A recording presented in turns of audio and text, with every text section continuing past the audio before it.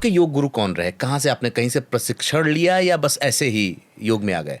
ये मैंने योग में पूरी प्रॉपर पढ़ाई की है, शिक्षा ली है। वैसे तो हम गुरुकुल में पढ़े हैं गुरुकुल लाक्षागृह बरनावा, मेरठ और बागपत ज़िले में पड़ता है। वो शायद हिस्टोरिकल भी कुछ है लाक्षागृह। हाँ, लाक्षागृह महाभारत कालीन है।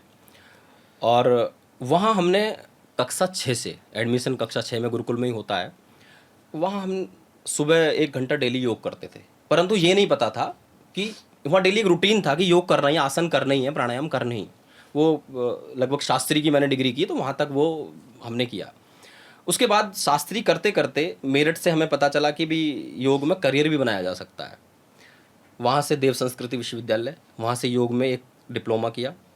फिर पतंजलि विश्वविद्यालय की ओपनिंग हुई उसी वर्ष, हमारा सौभाग्य, स्वामी रामदेव जी ने विश्वविद्यालय बनाया। पहला एडमिशन 2011 के आसपास की बात है।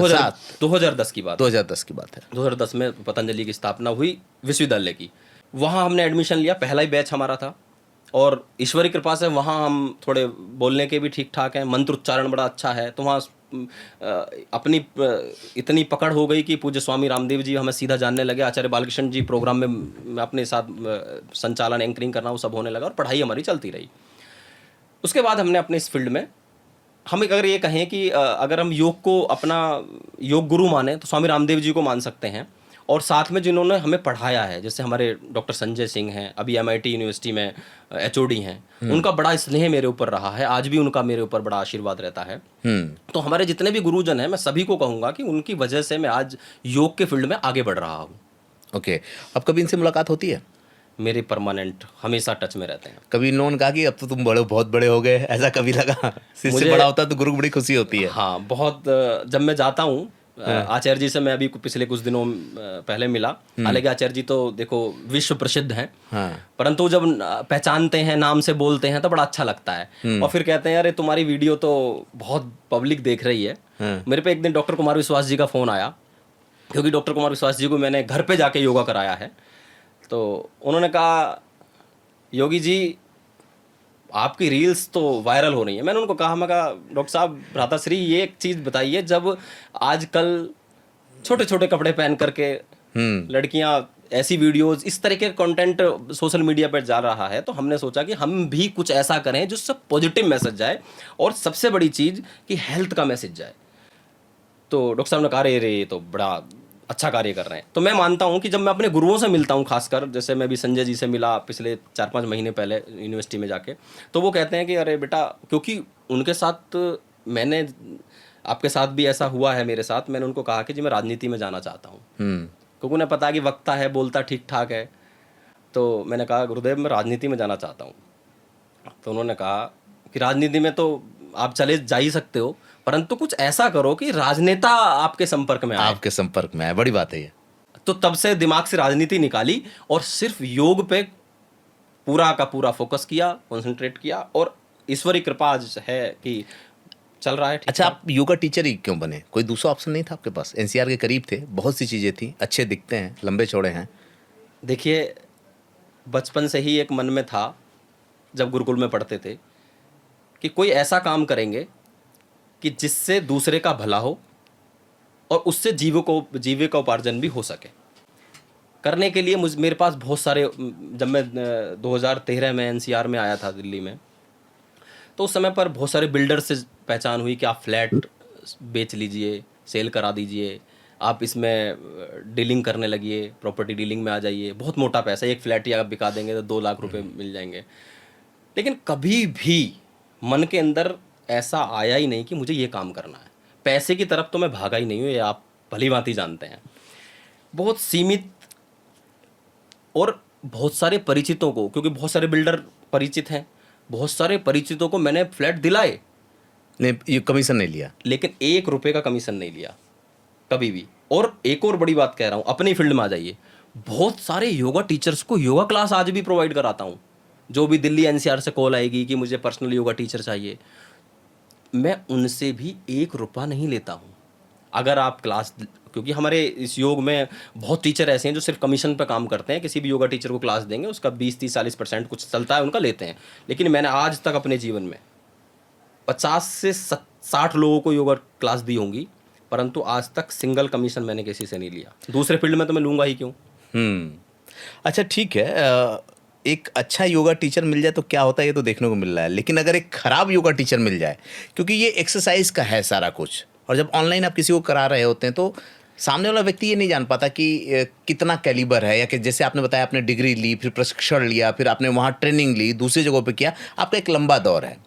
तो कोई अगर ऐसा योगा टीचर जो योग नहीं जानता तो फिर उसके खराब परिणाम भी आ सकते हैं। एक ये बड़ा बहुत ही आज के समय का बड़ा अच्छा प्रश्न है ये। अभी क्या हो रहा है कि जैसे हम इंदिरापुरम में जब योगा सेंटर चलाते थे तो वहाँ बहुत सारी लड़कियाँ योगा करने के लिए आती थीं, महिलाएं योगा करने के लिए आती थीं। वो उनको 1-1 साल 6-6 महीने हमारे साथ क्लास की और वो फिर अपने घर में योगा क्लास शुरू कर देती थी।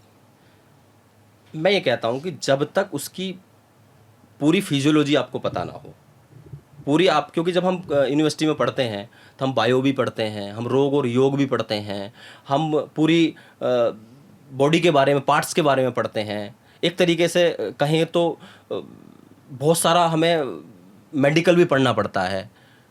अब वो लोग तो केवल एक्सरसाइज कर रहे हैं, उन्हें तो ये पता ही नहीं है कि किस रोग में क्या करना क्या नहीं करना है। अभी की बात बता रहा हूँ। और मुश्किल से 15 दिन पहले मेरी एक क्लास में एक महिला योगा करती हैं, उन्होंने माइक ऑन किया, गुरुजी मुझे आपसे कुछ कहना है।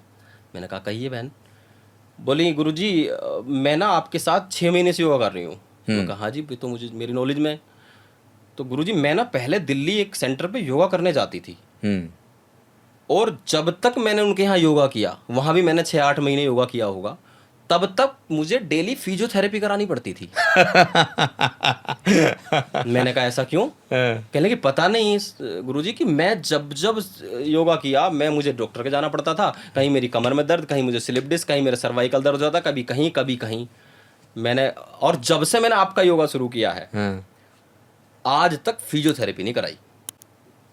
मेरे बैक पेन दूर हो गया, मेरी बॉडी में पेन दूर हो गया। मतलब रिव्यू आया, मैंने फिर उनको एक ही बात कही, देखिए 2 कारण होते हैं। एक कारण है कि हो सकता है टीचर अनुभवी ना हो, उसने पूरी, क्योंकि 1 महीने 2 महीने 3 महीने कोर्स करके कहीं से भी आ जाते हैं और वो योगा क्लास देना शुरू कर देते हैं। सस्ते योगा टीचर भी होते हैं वो, और मैं ये कहता हूँ सस्ते की बात नहीं है, वो उनको अनुभव नहीं होता और पढ़ाई भी उन्होंने नहीं की है प्रॉपर, क्योंकि योग में 6 महीने से लेकर के PhD तक होती है। योग में ग्रेजुएशन भी होती है, पोस्ट ग्रेजुएशन भी होती है, नेट भी होता है, PhD भी होती है। तो आप कितनी शिक्षा का भंडार है, आप इसको कितना भी ग्रहण कर लो। फिर कैसे टीचर से आपने पढ़ाई की है, फिर आपके पास अनुभव कितना है। एक कारण तो ये हुआ कि वो कम पढ़े हो सकते हैं, ठीक है। और दूसरा कारण उसका ये हो सकता है कि वो आपके सिर्फ और सिर्फ बॉडी पे काम ना करके पूरी की पूरी तरह से वो मोटापे के पीछे लगे हुए हों, कि नहीं वो पूरा, जैसे जिम में गए, कोई ट्रेनर ठीक नहीं है तो आपने 10 किलो से लेके 20 किलो 50 किलो वजन उठाया, बॉडी में पेन हो गया। एक ये भी कारण हो सकता है।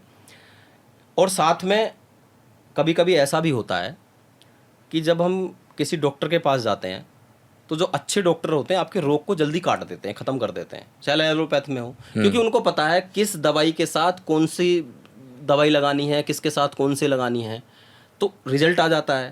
तो मैं भी ये कहता हूँ, हम वीडियो में भी कहते हैं कि जब हम बैक पेन के लिए कोई वीडियो बना रहे थे, हमने कैप्सूल वीडियो बनाई 5 आसनों की, तो हमें पता है कि भाई सीक्वेंस में इसके बाद ये, इसके बाद ये, इसके बाद ये, उसका रिजल्ट आएगा। आप उन आसनों को आगे पीछे करो, रिजल्ट नहीं आएगा। तो ये एक अनुभवी टीचर ही कर सकता है।